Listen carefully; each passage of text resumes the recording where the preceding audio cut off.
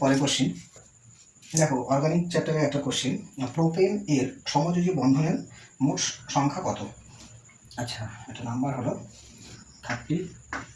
Propane, তাহলে propane হচ্ছে alkane, তাহলে প্রোপেনের সংখ্যা, প্রোপেনের কটা কার্বন থাকে? 3টে কার্বন থাকে, ঠিক আছে। তাহলে সি সি সি, তো কার্বনের 4টা হাত থাকে, ঠিক আছে।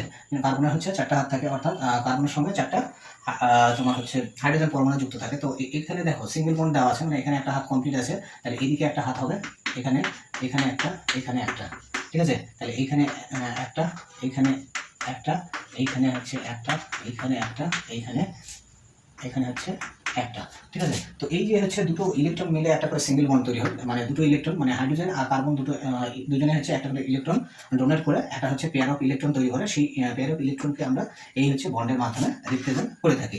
তো এখানে মোট হচ্ছে কতগুলো সমযোজী বন্ধন রয়েছে? 1 2 3 4 5 6 7 8 9 10। তাহলে এখানে হচ্ছে 10টা কিন্তু কোভ্যালেন্ট বন্ড রয়েছে, 10টা হচ্ছে কোভ্যালেন্ট বন্ড আছে, ঠিক আছে। 10টা কোভ্যালেন্ট বন্ড রয়েছে, সেটা হচ্ছে প্রোপেনে।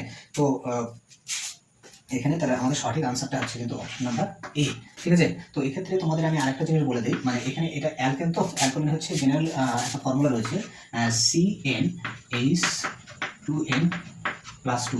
এন কি? এন এর মান হচ্ছে, এন হচ্ছে 1 হতে পারে, বা 1 1 2 3 এগুলো হয়, ঠিক আছে। এটা হচ্ছে অ্যালকেনের জেনারেল ফর্মুলা। তো প্রোপেনের ক্ষেত্রে এন এর মান এখানে 3 হয়ে যাবে, তো এন এর মান 3 বসিয়ে দিলে কত হচ্ছে? C3H হচ্ছে 6 8 হচ্ছে, মানে C3H8, এটা হচ্ছে প্রোপেনের হচ্ছে সমীকরণ, সমীকরণ বলছি সংকেত, ঠিক আছে। তো মনে রাখো।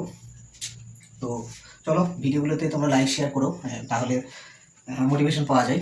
তো এটাই। তো দেখো পরে